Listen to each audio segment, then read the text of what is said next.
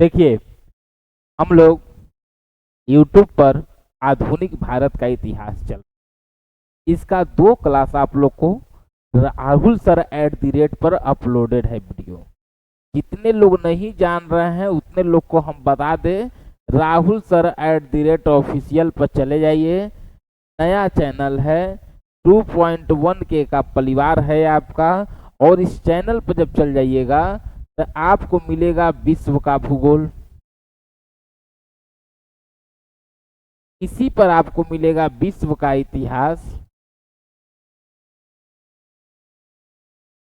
अभी हम लोग चल रहे हैं आधुनिक भारत। आधुनिक भारत का इतिहास। फिर इसी चैनल पे हम लोग चल रहे हैं बिहार का भूगोल।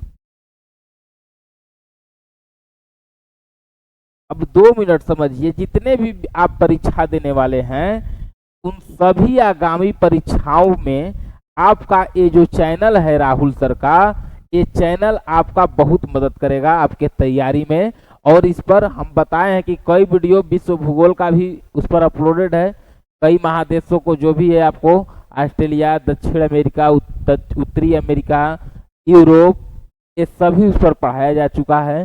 फ्रांस की क्रांति, रूस की क्रांति पढ़ा दिया गया। आधुनिक भारत के इतिहास में 2 क्लास हम ले लिए हैं, एक लेक्चर आज उसके आगे जाएगा। पुर्तगाल तक इसमें बता दिया गया है, पुर्तगाल का व्यापारी कोठी तक हम बता दिए हैं इसमें।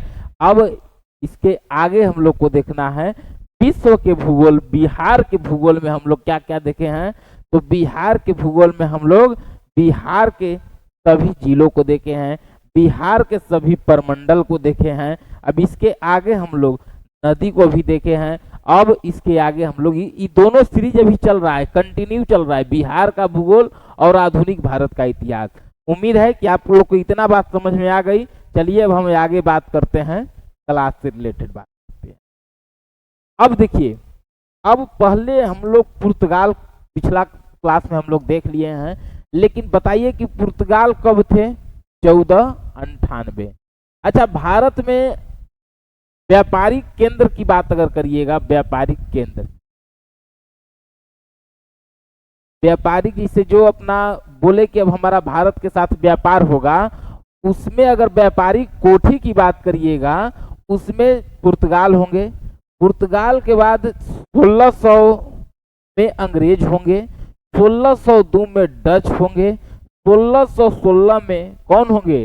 डेनिश होंगे, 1664 में फ्रांसीसी होंगे। इतना बात बताइए, यहाँ लिख लीजिए 31 दिसंबर। हम कई बार कह रहे हैं कि आए जरूर नहीं, अब पहले आगमन का क्रम देख लीजिए। भारत में आगमन का क्रम, अब इसमें 1498 में पुर्तगाल, लेकिन अब ये डच जो है, डच ये ऊपर आ जाएंगे। 1595 96 कर दीजिए, हॉटमैन आए हुए थे। दिमाग में होगा कि सर तो इंडोनेशिया पहुंचे हुए थे, तभी हम बताएंगे कहाँ कैसे पहुंचे हुए थे।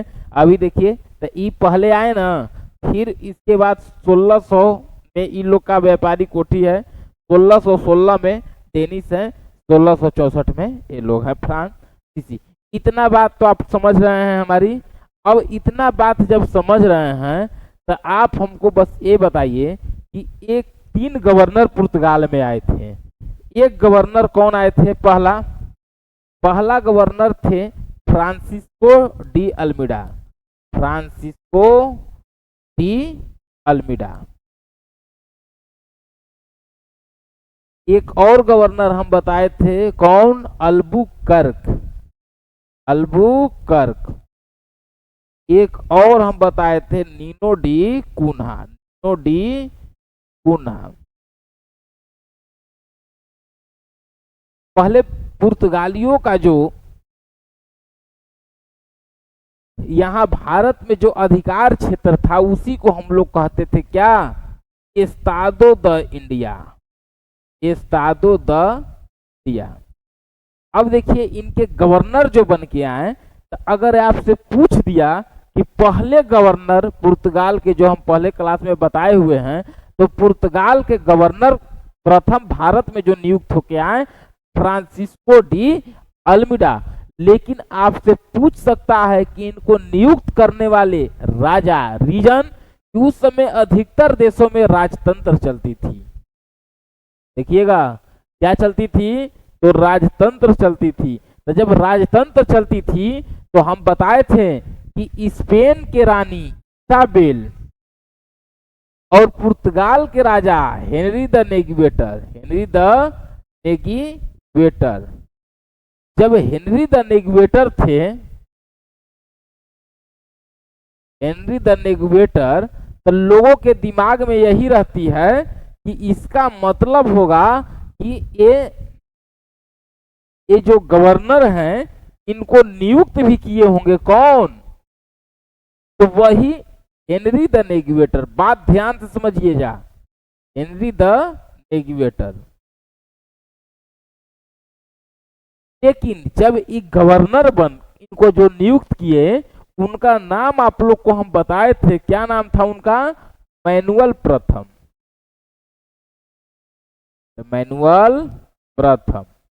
मैनुअल प्रथम। अब जब यहां तक तो बताइए कि फ्रांसिस्को डी इल्मिडा जो थे, इन्होंने ही एक नीले जल की नीति अपनाई। नीले जल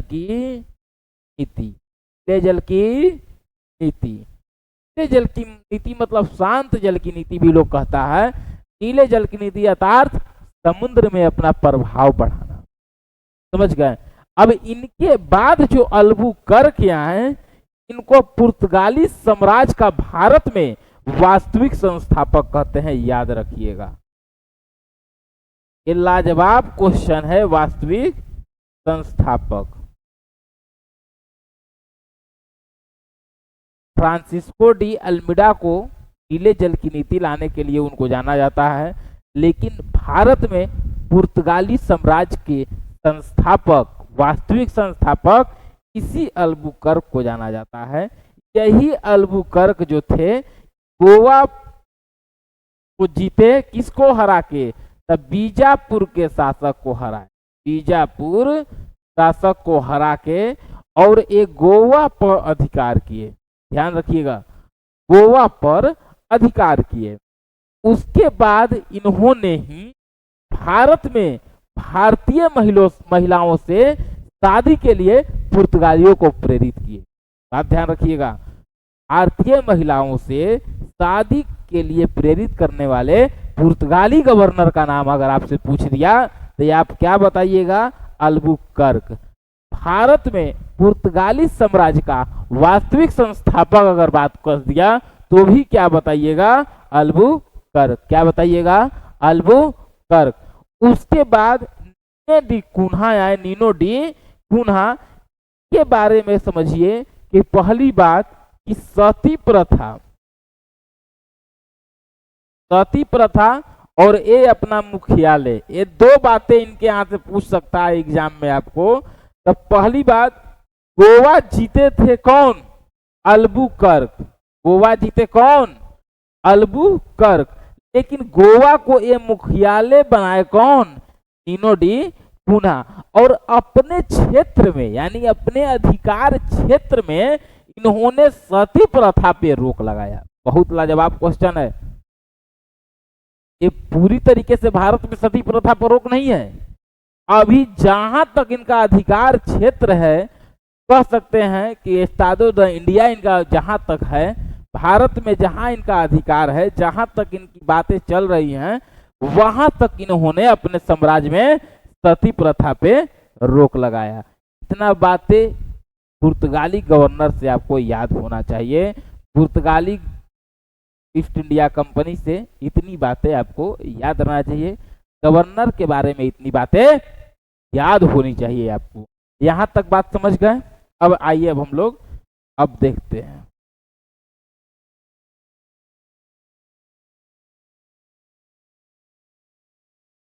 अब ये वो छोटा सा पहले मैप बनाने दी।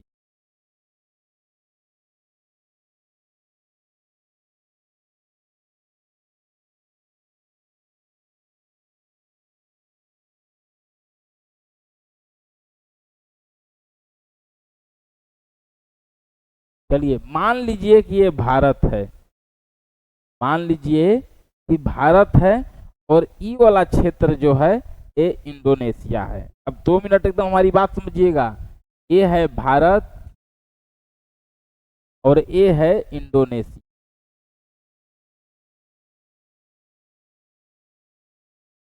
तो एशिया। अब देखिए यहाँ पर, यहीं पर मान लीजिए कि यूरोपीय कंट्री इंग्लैंड है, यहीं पर स्पेन हो गया, यहाँ नीचे में पुर्तगाल हो गया, ये सब मान लीजिए कि ये सब यूरोपीय कंट्रियाँ, मान लीजिए 2 मिनट के लिए। अब देखिए यहाँ से अगर हम बात करें अब डच की, इसका ये डच हम लोग अब देख रहे हैं, डच। अब ध्यान से हमारी सभी बातों को आप सुनिए। देखिए 1498 में जब पुर्तगाल भारत से व्यापार, मान लीजिए कि ये है हमारा पुर्तगाल, मान लिए 2 मिनट के लिए,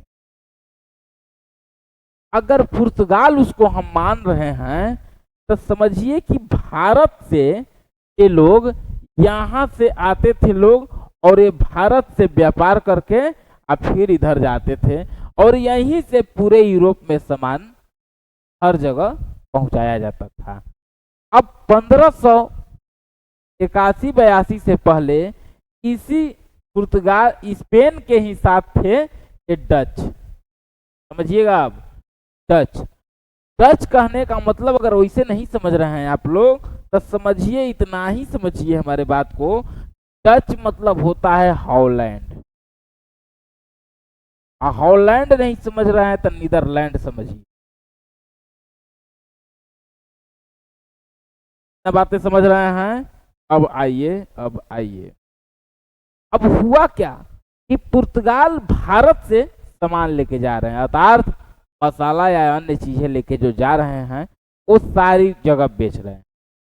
बाकी देखिए 1498 से के बाद हम लोग देखे कि 1500 कुछ के बाद 1600 के बाद यूरोपीय कंपनियां और भारत के लिए चली। मतलब कि स्टार्टिंग में जब ये डच भी थे तो इनको भी लगा कि हमको भी भारत से व्यापार करना चाहिए, डायरेक्ट भारत व्यापार करना चाहिए।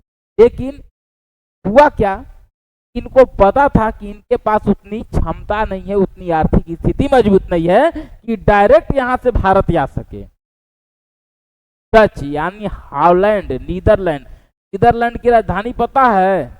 एम्स्टर्डम। ये बंदरगाह भी है आज भी, रोस्टर, एम्स्टर्डम, ये यूरोप के व्यस्त बंदरगाहों में से एक है।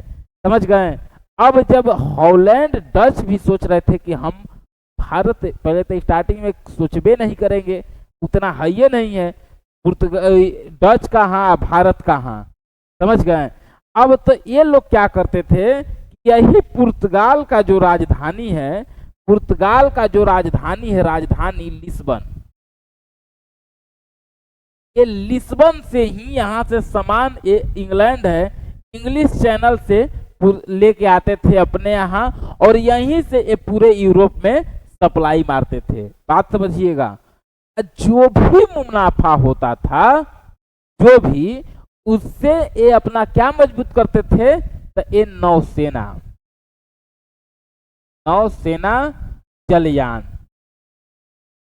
अब सर अपने प्रॉफिट से नौसेना जलयान क्यों? देखिए एकदम बेसिक से बता रहे हैं।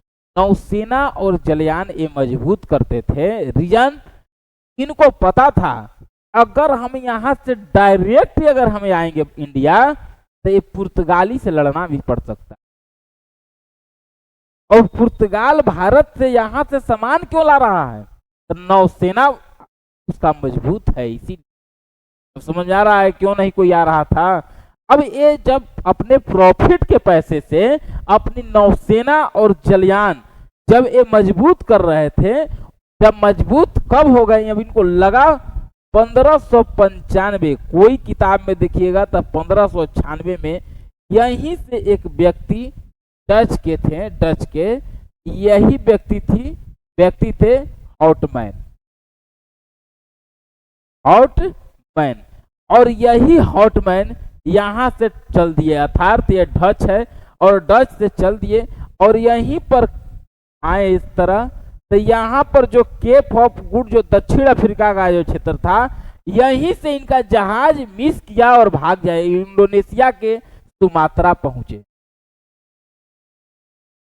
समझिएगा, ये चले इंडिया के लिए लेकिन पहुंचे कहां? सुमात्रा। चले इंडिया के लिए, पहुंचे सुमात्रा। बात ध्यान रखिएगा, क्यों बता रहे हैं, अब ध्यान रखिएगा कि हॉटमैन यहाँ केप ऑफ गुड तक पहुंचे और यहां से जहाज देखिए इंडिया ऊपर है और एक कहां पहुंच गए आज का। अच्छा, आज इंडोनेशिया कहां है एशिया महादेश में? तो आपको पता है कि दक्षिण पूर्व एशिया। हम आखिर कह सकते हैं कि हॉटमैन आए थे इंडिया लेकिन हॉटमैन पहुंचे थे दक्षिण पूर्व एशिया। नहीं समझ में आया? हॉटमैन आए थे इंडिया लेकिन गलती से जहाज मिस किया केप ऑफ गुड ऑफ से, आशा अंतरिक्ष से, और वहां से इंडिया नहीं पहुंचे, दक्षिण पूर्व एशिया पहुंचे। और दक्षिण पूर्व एशिया कहने का मतलब यही इंडोनेशिया के सुमात्रा में पहुंचे। और जब सुमात्रा में पहुंचे तो इनको यहां भी मसाला मिला, ये मसाला मिल गया, यानी मसालों का द्वीप उसे भी कहते हैं, मसालों के द्वीप। अब देखिए इंडोनेशिया जब पहुंचे तो यहां भी उनको मसाला मिल गया। कब आए हैं? 1595-96 में। भारत में भी आए हैं, ये कुछ लोगों से संपर्क किए हैं लेकिन इन लोग का अभी अस्थाई यहाँ पर कोई कोठी या केंद्र नहीं है। लेकिन 95-96 में जब इंडोनेशिया आए तो ये भारत भी पहुंचे हैं। अब 2 मिनट हमारे बात को ध्यान रखिएगा। देखिए, यहां से पुर्तगाल आए तो अपना सबसे ज्यादा व्यापारी कोठी किधर खोले? इधर इधर इधर। गलती से 2 गो यहां मिला इनको। कौन कौन मिला? तो एक यहां पर हम लोग देखते थे, कौन कौन? तो चटगांव मिला था यहाँ नीचे में, और ऊपर में हुगली मिला था, बाकी सब इधर मिला था। लेकिन डच जब आएंगे तो इनका ध्यान किधर रहेगा? इधर इधर। अब ये तो बड़ा भारी समस्या है, इसीलिए क्वेश्चन आपसे पूछ सकता है कि कौन यूरोपीय कंपनी थी जो भारत के पश्चिमी तट से ज्यादा पूर्वी तट पर ध्यान दी थी? क्यों? तो देखिए, इधर से जो लोग आएगा उसको इन नजदीक पड़ेगा, लेकिन ये लोग कहते थे कि इधर से पहले हम लोग आएंगे इधर। इधर से जब हम लोग आएंगे पहले इधर, इधर आएंगे इधर, इधर से भागेंगे इधर। अब बात नहीं समझे? इधर से आएंगे यहां। अब यहां तक जब हमारी बातें समझे तो अब समझिए कि जब ये लोग अब यहां से जब गए तो कई बार अब दोनों लोग में, अभी लोग अपने में ही 1-2 बार इंडोनेशिया में ही लड़ाई भी हुआ और यहीं पर कुछ शहर की भी स्थापना हुई, लेकिन अब उतना अंदर नहीं जा रहे हैं इसलिए कि हम लोग भारत के संदर्भ में देख रहे हैं। तो अब जब यहाँ से, तो जब यहीं से अब लगा कि नहीं, अब भारत में भी, अब ये लोग गए जब वहां तब बोले कि नहीं, अब भारत में जब मसाला यहाँ इंडोनेशिया से ये लोग ले गया तो अब लोग बोला कि नहीं, अब हम लोग भारत से व्यापार करेंगे, यानी भारत में अब अस्थाई उधर से व्यापारें होंगी। तो अब 2 बातें हमारी समझिए। अब जब होगी तो अब कुछ डच के बारे में समझिए कि इन लोग का मुख्यालय कहाँ हुआ। अरे अभी राजधानी कहाँ हम बताएं? एम्स्टर्डम। एम्स्टर्डम ये बंदरगाह भी है, आज भी वहां का एम्स्टर्डम, रोस्टो, सब बंदरगाह हुआ। और मुख्यालय जब यहाँ हुआ तो यहीं पर एक कंपनी खोली गई, वही जो कंपनी का डेट हम लोग देख रहे हैं, और यूनाइटेड ईस्ट इंडिया कंपनी। बात समझ लीजिए, United East India company. United से इंग्लैंड नहीं समझ लेना है, यूनाइटेड नहीं रहेगा तो ईस्ट इंडिया कंपनी ब्रिटिश की होगी, लेकिन यूनाइटेड लग गया। और जिस तरीके से भारत में यहाँ पुर्तगालियों के साम्राज्य को एस्तादो द इंडिया कहा गया, फिर इस कंपनी का नाम हो गया क्या? तो इसी कंपनी का नाम हो गया वेरिंदगे, वेरिंदगे, वेरिंदगे ईस्ट ओस्ट इंडिसे, ओस्ट इंडिसे कंपनी।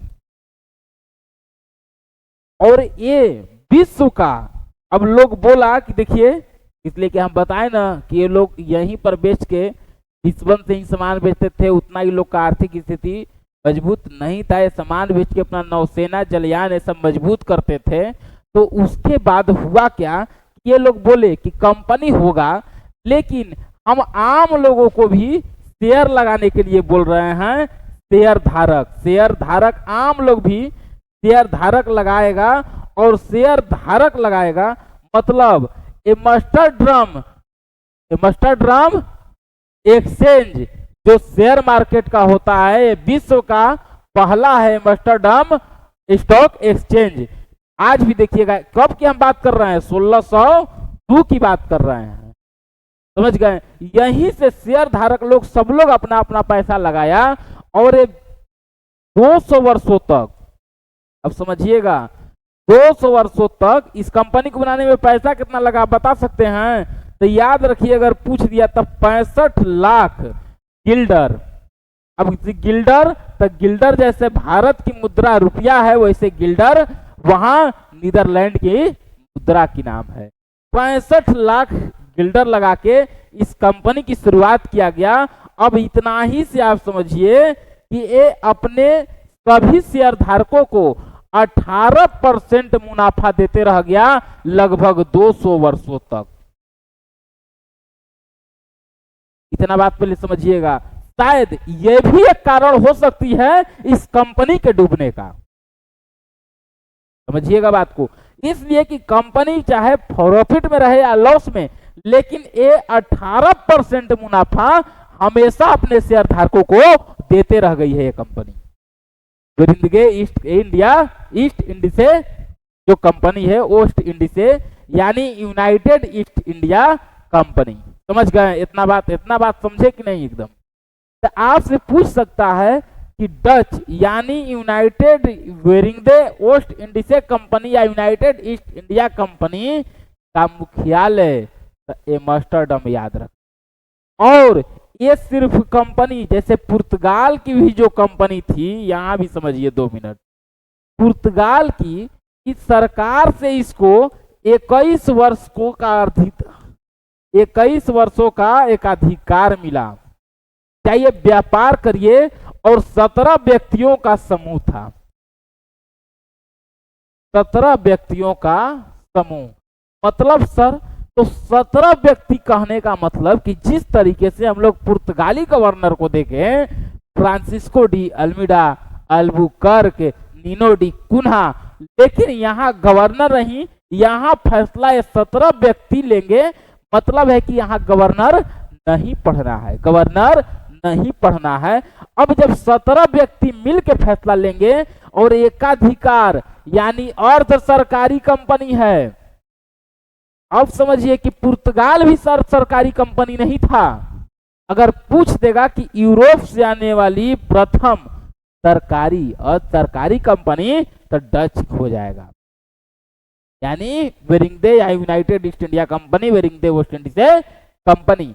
अब इस कंपनी को पावर देखिए क्या था, ये अपने से कहेगा कि बार बार एम्स्टर्डम आइएगा कोई फैसला लेने के लिए, आप जाइए 21 वर्षों तक आप अधिकार करिए, आप व्यापार करिए, और व्यापार के साथ साथ आपको सेना, सैन्य शक्ति दे दिया गया, और किसी भी देश से संधि कर लीजिए। यहां तक अगर लगे कि कोई गलती कर रहा है, तब फांसी भी देने की आपको फुल पावर है। यहां से आपको इंडिया से एम्स्टर्डम आने की आवश्यकता नहीं है।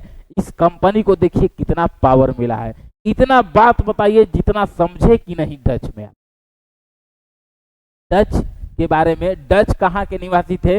हॉलैंड, नीदरलैंड की राजधानी एम्स्टर्डम, इंग्लैंड के बगल में ही ये देश हैं, इंग्लैंड के बगल में ही वर्ल्ड है।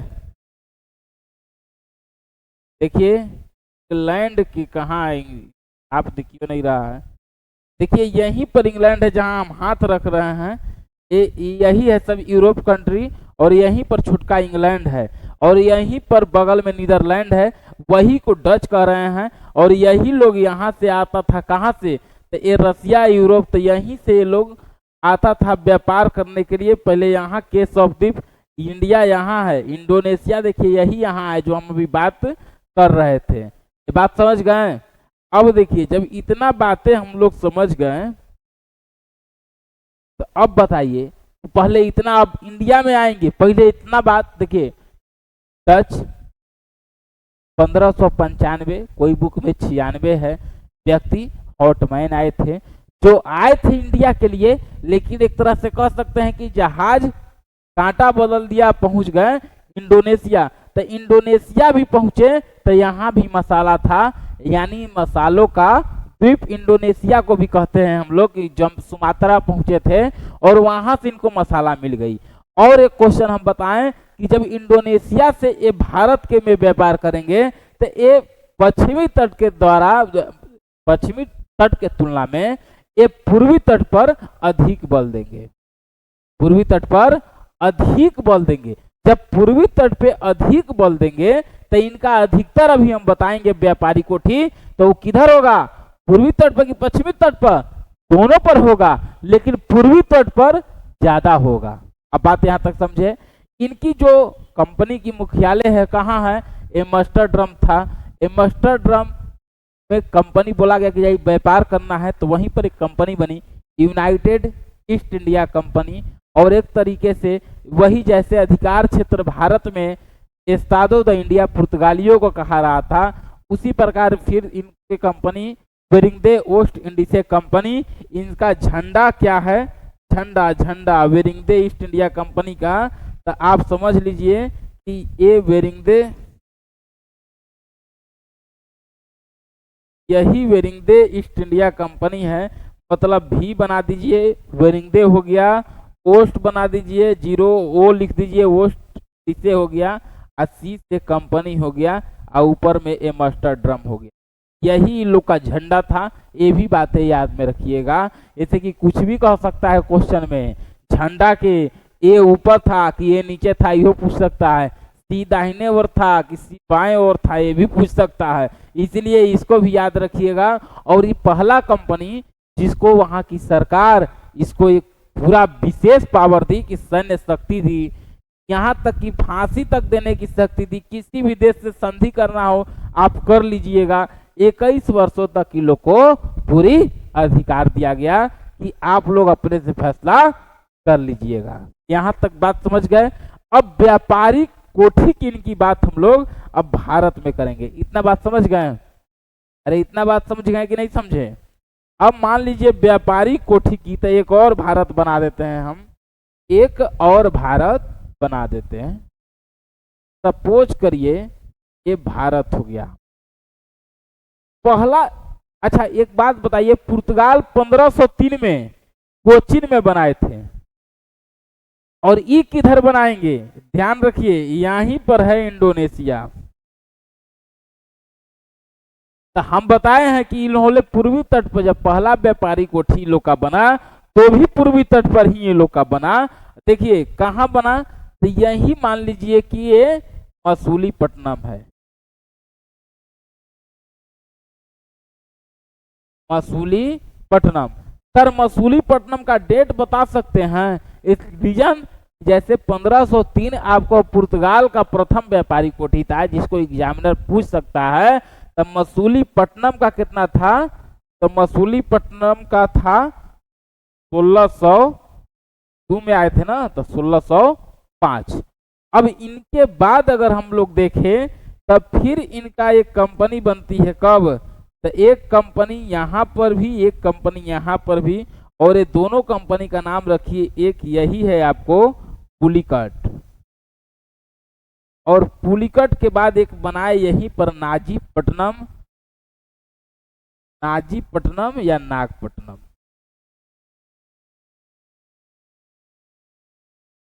अभी कब बनाए थे? तो यहाँ इसका भी डेट देख लीजिए।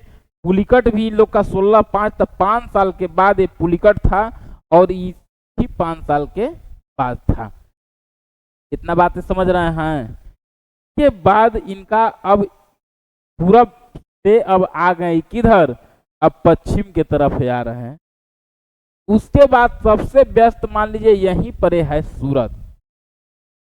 सूरत सूरत के बाद आपको यहीं पर फिर बनाए कौन, तो एक बनाए कासिम बाजार।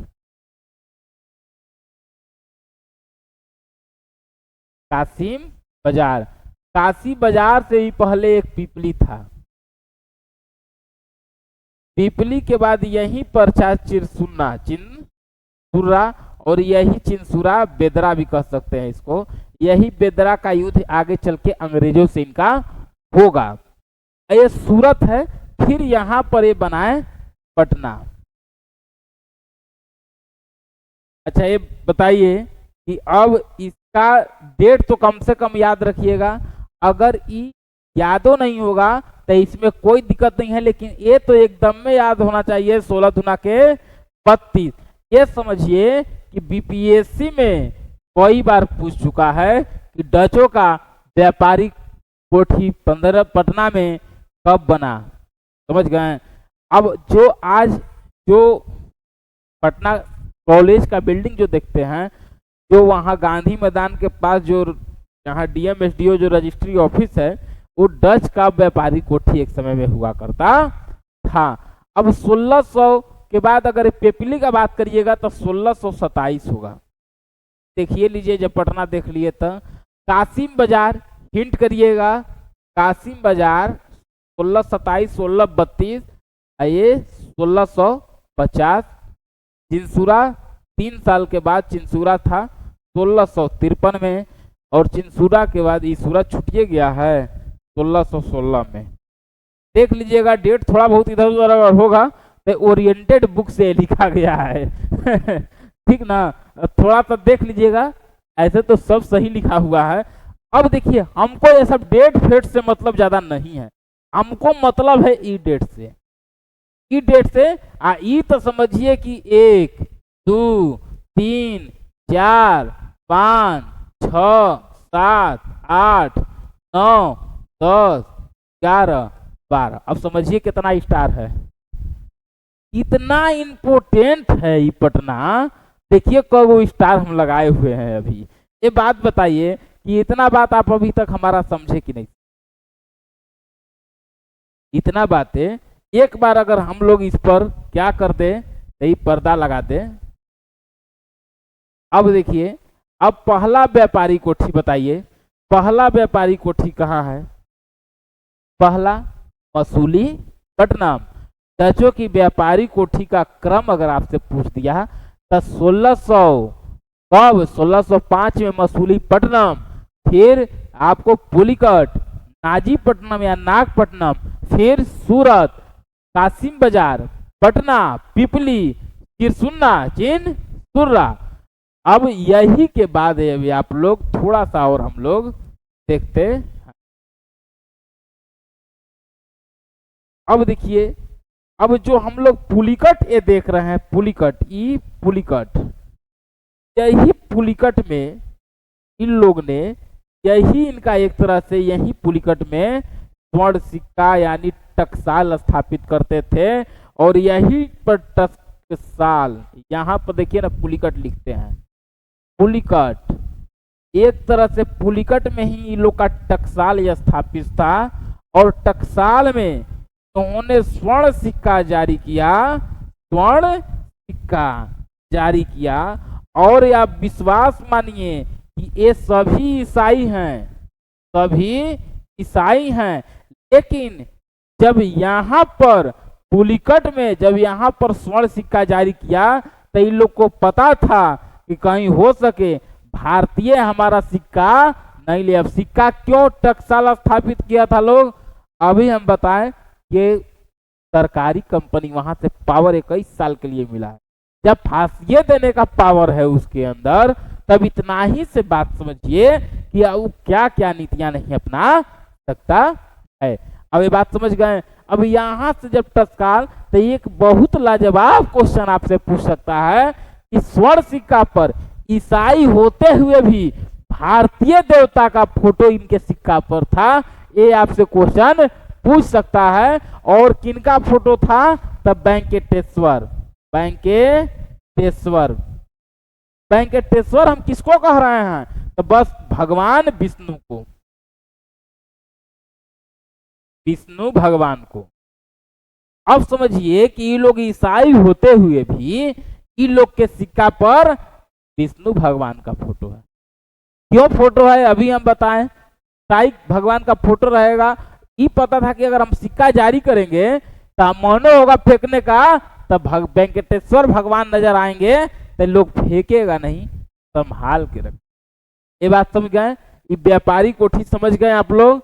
ये बातें आप लोग समझ गए? अब यहाँ पर आइए, थोड़ा सा यहाँ भी समझ लीजिए।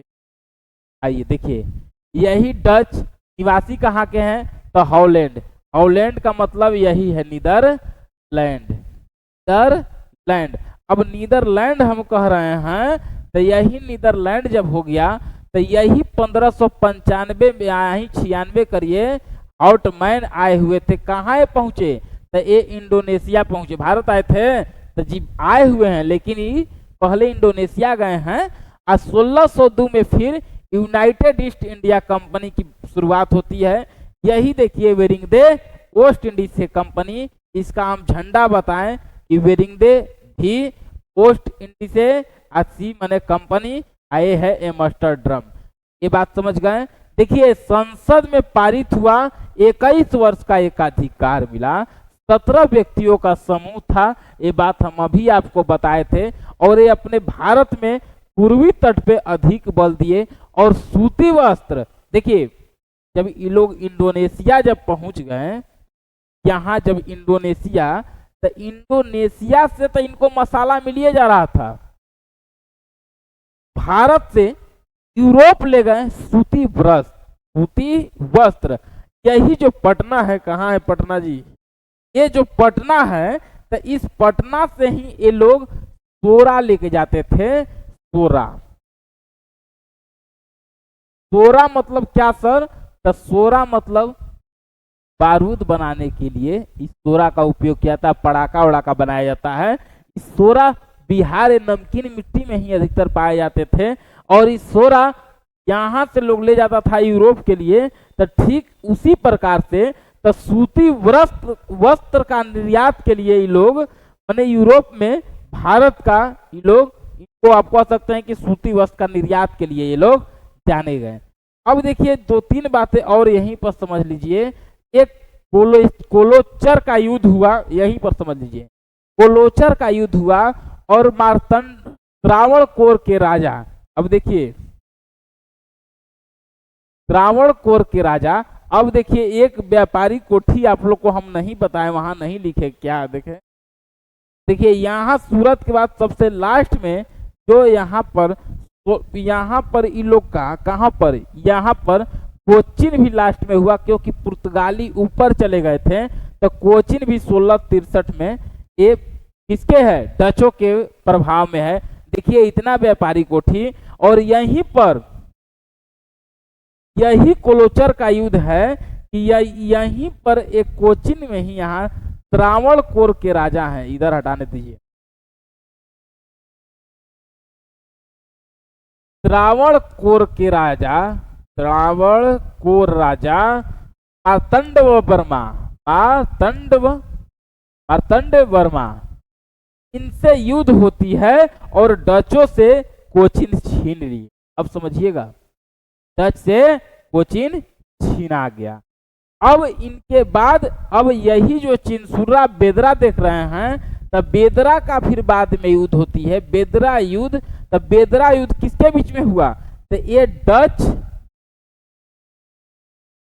डच के बीच में हुआ और अंग्रेज के बीच में हुआ। तो डच और अंग्रेज ये दोनों लड़े बेदरा के युद्ध में, और यहाँ भी अंग्रेज जीते, डच की हार हुई, और मार्तंड वर्मा यहाँ से जीते और कोचिन पर अधिकार किए। और यही बातें हम अभी बता रहे थे। देखिए यही हम बात बता रहे थे कि यही मार्तंड वर्मा जो हैं, ये 1741 में आपके मार्तंड वर्मा 1741 पर अधिकार कर कोचिन छीन लिए। किससे? डचों से, कोचिन छीना गया डचों से और अधिकार कर लिए। और यही 1759 में बेदरा का युद्ध होता है। 1759 में किसका युद्ध होता है? तब बेदरा का युद्ध होता है। और बेदरा के भी युद्ध किसके किसके बीच होता है? बेदरा का युद्ध बोलिए, अभी बताएं। अंग्रेज और किसके बीच? ये डच के बीच ये युद्ध होता है, जिसमें अंग्रेज जीतते हैं। और 1759 में ये अंग्रेज जीत जाते हैं। 1795 में अंतिम रूप से डच भारत से चले जाते हैं।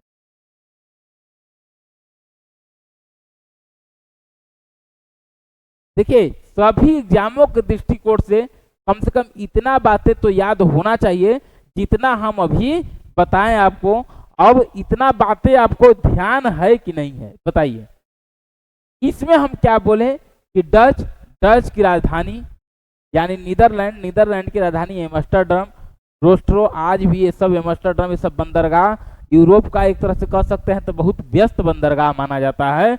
उसके बाद जब ये डच का जो कंपनी हुआ मुख्यालय एम्स्टर्डम, और स्टार्टिंग में इन लोग अपना मुनाफा जो लिस्बन से संभाल लेते थे, और वहां से मुनाफा से इन लोग भी अपना नौसेना मजबूत किए, जलयान मजबूत किए। फिर लगभग 100 साल के बाद 1595-96 में एक व्यक्ति हॉटमैन चल के आए और भारत के लिए आए थे, लेकिन वो इंडोनेशिया पहुंच गए। जब इंडोनेशिया वो पहुंच गए, उसके बाद फिर वो आए तो यही सरकार वहां पर यूनाइटेड ईस्ट इंडिया कंपनी की शुरुआत होती है। और यही बेरिंदगे वेस्ट इंडीज से कंपनी, जिसका झंडा भी आप लोग देख लिए। और ये पहला शेयर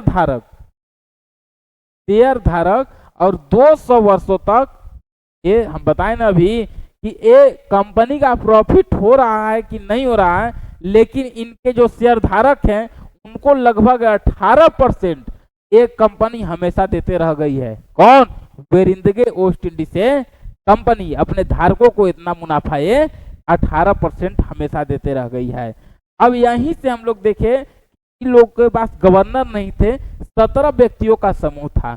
17 व्यक्तियों का जब समूह था, ये 17 व्यक्ति फैसला लेते थे। कोई आते थे, 17 में से कोई मर जाते थे, तब फिर उधर से दूसरा आते थे। इसके कारण एक पूछता आपसे एग्जाम में नहीं है, इसीलिए इसका गवर्नर नहीं है। 17 व्यक्तियों का समूह, इसको याद नहीं करना है, याद नहीं करना है। फिर हम लोग देखें कि लोग का व्यापारी कोठी, पहला पूर्वी तट, इन लोग पश्चिमी तट से ज्यादा भारत के पूर्वी तट पर ध्यान दिए। और पहला इनका मसूलीपट्टनम 1605 में, फिर नाजीपट्टनम और पुलिकट, ये कहाँ? तो नाजीपट्टनम ये 1610 में, ये 1610 में। और यहीं पर आपको हम बताए थे कि टकसाल स्थापित करते थे। टकसाल स्वर्ण सिक्का, जिसको पैगोड़ा भी कहते थे, पैगोड़ा। और इन पर फोटो किसका रहता था? वेंकटेश्वर यानी भगवान विष्णु का फोटो रहता था उस पर। अब यहाँ के बाद हम लोग कोचिन, फिर उसके बाद यहाँ से पर सूरत, और सूरत के बाद पटना, पिपली, कासिम बाजार, चिंसुरा, ये तीनों बंगाल है। मसूलीपट्टनम, नाजीपट्टनम ये दोनों आंध्र प्रदेश है। पुलिकट तमिलनाडु है। पटना बिहार है। पिपली तो तीनों हो ही गया, ये गुजरात है। ये सब बातें आप लोग समझ गए होंगे हमारी बातें। अब ये देखिए, यहाँ भी देख लीजिए, सब लाइन से लिखा हुआ है। 1605 में मसूलीपट्टनम, 1610 में नाजीपट्टनम या नागपट्टनम, नाजीपट्टनम या नागपट्टनम, 1610 में पुलिकट, यही पैगोड़ा यानी स्वर्ण सिक्का जारी होता था, स्वर्ण सिक्का। और इसी पर फोटो वेंकटेश्वर की रहती थी, वेंकटेश्वर यानी भगवान विष्णु।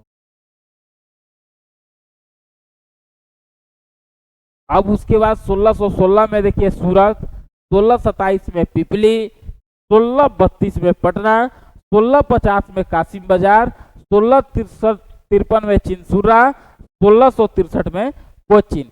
ये व्यापारी कोठी का पूरी तरीके से क्रम हो गया। अब यहाँ से देख लीजिए कि अगर कोई सन ईस्वी गड़बड़ाया होगा तो ये पीडीएफ के फॉर्मेट से देख लेना है, लेकिन उम्मीद है कि गड़बड़ाया नहीं होगा। इतना बातें समझ गए। अब इतना के बाद वीडियो है क्या कि यूट्यूब पर लंबा हो जाता है, कितना देर का हुआ, डेनिस खत्म कर दें? नहीं 44 मिनट का हो गया। अच्छा ठीक है डेनिस, हम अगला वीडियो में देख लेंगे, तब तक इतना देखिएगा, इसलिए कि यूट्यूब पर थोड़ा सा रहता है ना कि ध्यान रखना पड़ता है टाइम का, नहीं तो डेनिस अब इतने पर लेते हम तो खत्म ही कर देते हैं। लेकिन खैर ठीक है, ये आप देख लीजिएगा और उम्मीद है कि आप लोग को मेरा बताया हुआ चीजें समझ में आ गई। जैसा होगा आप लोग एक कमेंट कर दीजिएगा, कुछ सुधार चाहते हैं तो वो भी कमेंट कर दीजिए। बाकी बेहतर आपको लगेगा एक बार इस वीडियो को देख लीजिएगा, इसके बाद हम लोग अगली क्लास में इसके आगे हम लोग देख लेंगे। ठीक है, धन्यवाद।